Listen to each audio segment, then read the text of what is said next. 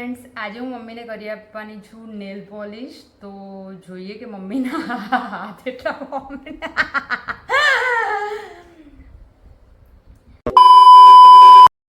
હે YouTube family, સ્વાગત છે તમારું મારા વ્લોગમાં. સવાર થઈ ગઈ છે અને મેં નાહી ધોઈને હું રેડી થઈ ગઈ છું. જો અહીંયા ટીવી તો ઓલ ટાઈમ ચાલુ જ હોય છે અને મમ્મી જોઈ રહી છે મારો વ્લોગ અને સાથે સાથે ટીવી. બંને જ કામકાજ ચાલુ છે. બહાર પડી રહ્યો છે મસ્ત વરસાદ.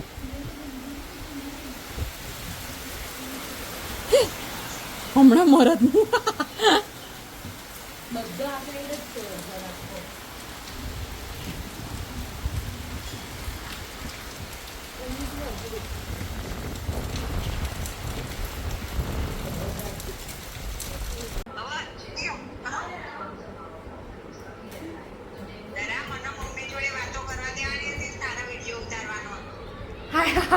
હા તો જો, પણ માર જોડે તો કર થોડી ઘણી વાત.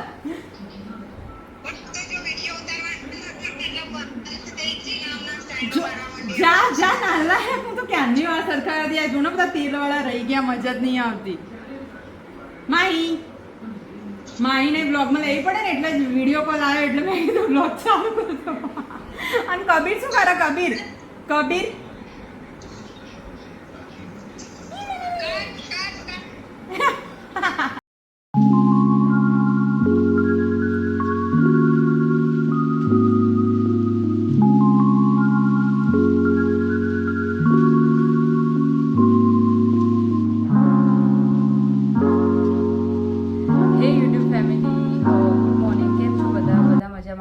અને આજનો બ્લોગ હું સ્ટાર્ટ કરું છું. મમ્મીને કરી આપવાની છું નેલ આર્ટ. તો મમ્મી બેઠી જ છે બાજુમાં, તો તમને એકવાર મમ્મીના નેલ્સ બતાવી દઉં.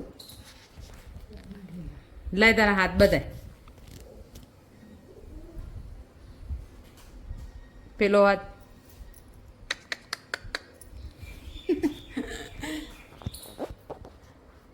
કઈ કરવાની આમાંથી કે લાકડા કલર જેવી અને લવંડર. આ બે ક્યાંય સેટિંગ થાય હશે? બોલ તો કઈ થશે? આ બે તો કોઈ કોમ્બિનેશન જ ના થાય. આ અથવા આ થાય, અથવા આ અથવા આ થાય, હા તો જે અથવા આ અથવા આ થાય. આ કરવાની કા કરવાની? આ બે કર. આ બે કરું. લાય નખ ખાવાનું. બધા આંગળી વ્હાઈટ કરું અને એકે પેલું કરું કે પછી બ્રાઉન? તને જે કરવું એ. બધા આંગળી બ્રાઉન કરું નહીં, એક જ વ્હાઈટ કરું.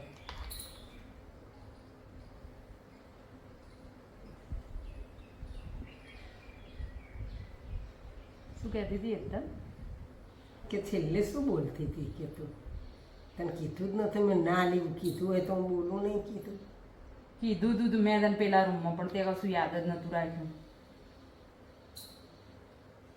આ બધું આમાં આવે આવશે જ ને, ચાલુ જ છે.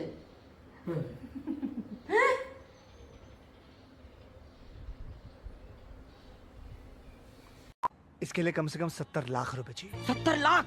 जोर जोर से बोल के लोगों को स्कीमें बता दे।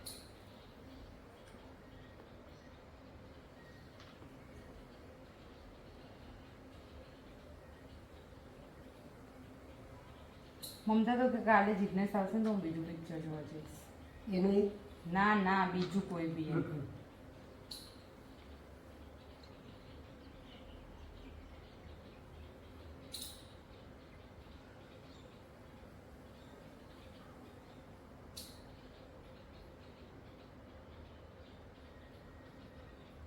જવું છે ક્યાંય ક્યાં નાવાના? ક્યાં જવાનું? મત્સ્ય માગે જવાનું કહેતા હતા આપણે તો.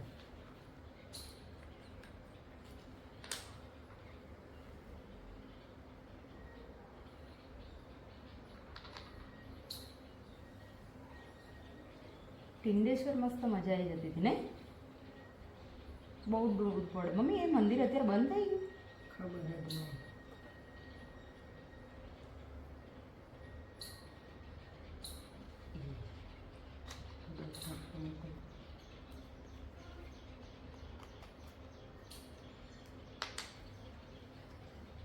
સુકારે પડશે. ગરમી તો ભયંકર હે ને. તું રહેતી નહીં પંખા વગર, એટલે તને ગરમી થાય. હવે કેટલું કરવાનું? ડબલ શેડ તો મારવા પડે ને તો થોડા સરખા નખ લાગે તારા તો નખે જો ને અંદરથી ઉપસી ગયા. કપડાં કઈ જાય તો શું કરીએ? થોડા હવે નખ ના ખાતી ને આજુબાજુની ચામડીએ ના ખાતી. બરાબર, પગે પગે કરવી. લોકો રહી જો ને મારે જ જતું હતું. કેમિકલ આવે કંકુમાં. કંકુમાં કેમિકલ આવવા માંડે, તું તો રોજે કંકુનો ચાંદલો કરે.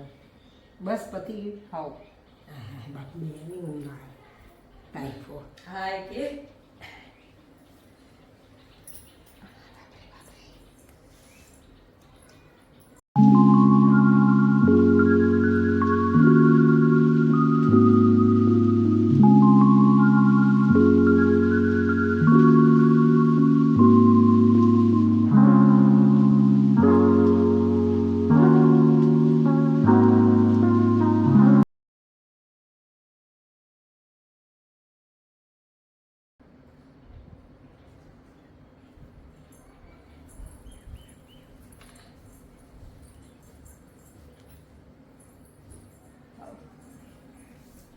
હું આ સ્ટીકરવાળું નેલ આર્ટ યુઝ કરવાની છું. તમને લોકોને બતાવીશ. આ મેં મીશો પરથી મંગાવ્યું હતું. કેમનું કરવાનું છે, અત્યારે મેં વ્હાઈટ બેઝ કોટ લગાવી દીધો છે અને એને થોડો ડ્રાય થવા દઈશું. એના પછી આગળ શું કરવાનું છે હું તમને બતાવીશ. માંથી આવી ગઈ છે હાર્વી. એને પણ નેલ આર્ટ કરવાનું છે, પણ એને ઓલરેડી નેલ પોલિશ અપ્લાય કરેલી હતી, તો પહેલાં રિમૂવ કરી દઈશ.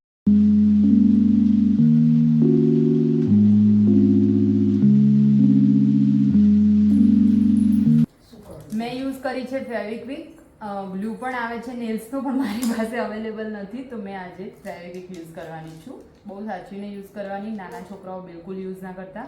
આ તો હું વારે ઘડીએ કરતી હોઉં છું, એટલે મને ફાવે છે, એટલે હું યુઝ કરીશ. બરાબર.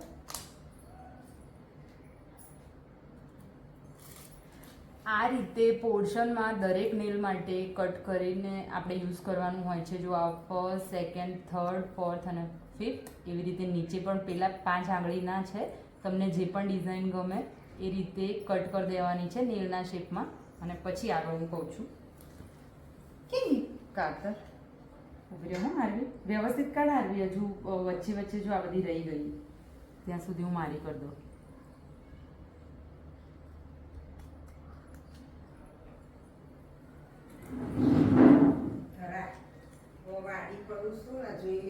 હા, આ રીતે સિંગલ સિંગલ કટ કરી અને પાણીમાં નાખી દેવાનું છે.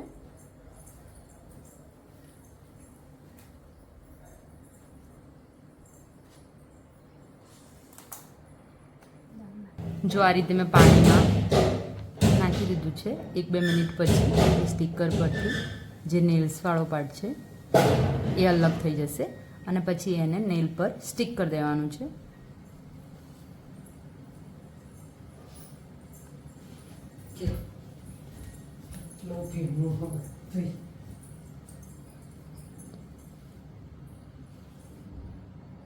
જો થઈ ગયું ને આ અલગ.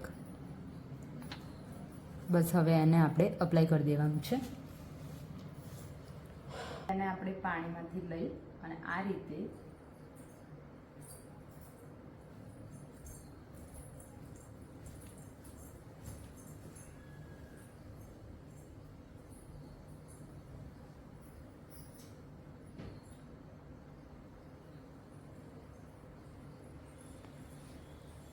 રીતે લગાડી દેવાનું છે.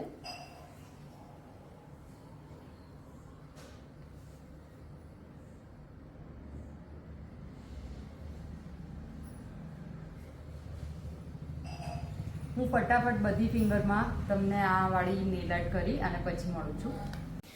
જો આ રીતે મેં બધા નેલ પર લગાવી દીધું છે અને હવે ટ્રાન્સપરન્ટ ટોપ કોટ લગાવીશું આપણે. એટલે આજુબાજુની જે વધારાની નેલ પોલિશ હશે નેલ સ્ટીકર છે એને આપણે રિમૂવ કરી શકીએ અને પ્રોપર એક નેલ આર્ટ થઈને આવશે. હું તમને બતાવું છું થોડી વારમાં કરીને.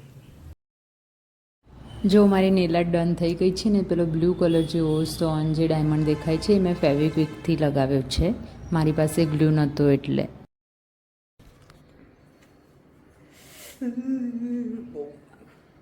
મેં મારી નેલ આર્ટ કરી લીધી છે અને હાર્વીને પણ કરી આપી છે. હાર્વી કેવી લાગી નેલ આર્ટ? સરસ.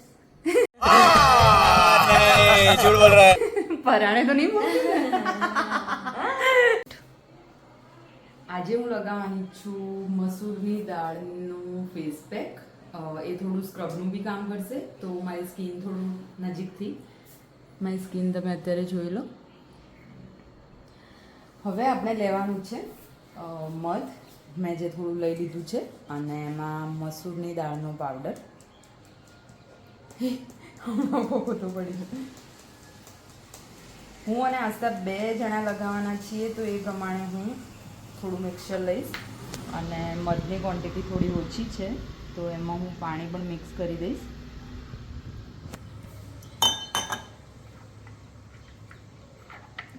થોડો પાવડર એડ કરી દઈશું.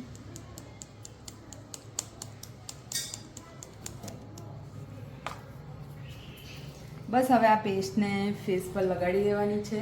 10-15 મિનિટ રાખી અને 1 મિનિટ સુધી જેન્ટલ મસાજ કરવાની છે, કેમ કે આમાં થોડું કરકરું હોય છે, તો એ સ્ક્રબનું પણ કામ કરશે. તો હું તમને લગાવ્યા પછી બતાવું. આ રીતે પૂરા ફેસ પર એપ્લાય કરી દેવાનું છે. મેં ઓલરેડી કરી દીધું છે.